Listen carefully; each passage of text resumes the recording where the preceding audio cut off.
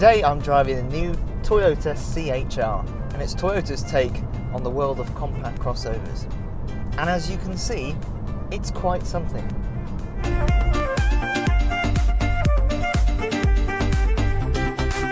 It would be impossible to call out the designers for being boring. You just couldn't do it, because every single panel of this car has been designed, like really, really designed. From the front, I think it looks really, really good. It's still recognisable Toyota, but it's fresh without being aggressive. I really like it, actually. And it's so much more interesting than some of Toyota's designs from even 5 years ago. At the back, though, there's a lot going on. There's no other way of putting it. There's a lot going on, and for me, it's a bit too much.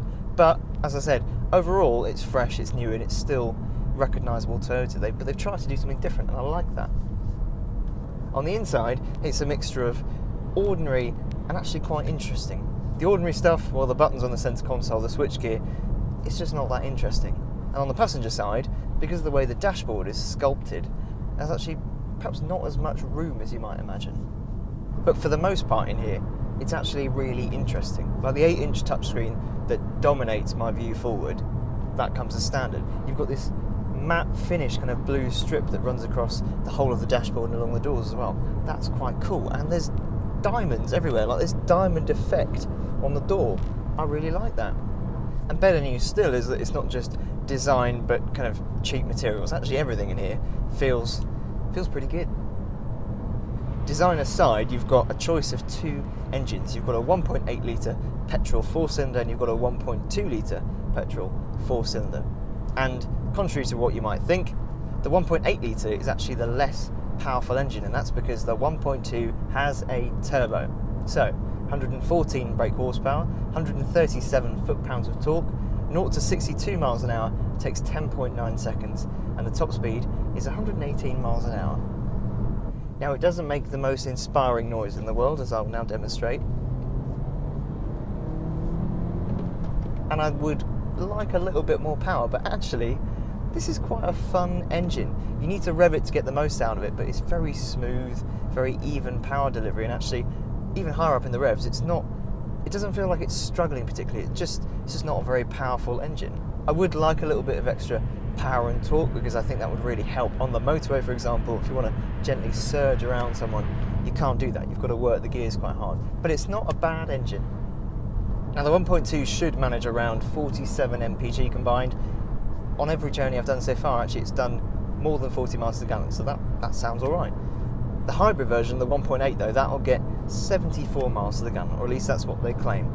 You can get the 1.2 litre with a CVT gearbox, and you can also get it with all-wheel drive and a CVT gearbox, but this is front-wheel drive, 6-speed manual. It's got quite a short, light throw actually, and although it's not the cleanest and most mechanical feeling gearbox, it's a lot better than I thought it would be. The only little, very small complaint is that I wish that the throttle pedal and the brake were slightly close together, because if you want to blip the engine when you change down a gear, they're a little bit too far away. That's a motoring journalist thing to say, isn't it? I can't blip the engine properly in an SUV. As for the way it handles, it actually feels quite light on its toes, and there's not that much roll either. And I think that's because it only weighs about 1,300 kilos, so it's lighter than you'd think as well. And it's got a good amount of grip, and the suspension isn't too firm, it's actually very comfortable. The only trouble is that the steering is a little bit too light for my liking. It just takes away a little bit of confidence. I think this car splits opinions, and I think it will always split opinions. You either love it or you hate it. Although granted, when I first saw it, I didn't like it, whereas now actually I've lived with it for a while. I do like the way it looks, and it drives considerably better than I thought it would. So what do you think about it? Some cars are a bit meh, whereas this is love or hate. So, do you love or do you hate it? Let me know in the comments below, and make sure you subscribe, make sure you like this video, and make sure you visit newmotoring.com too.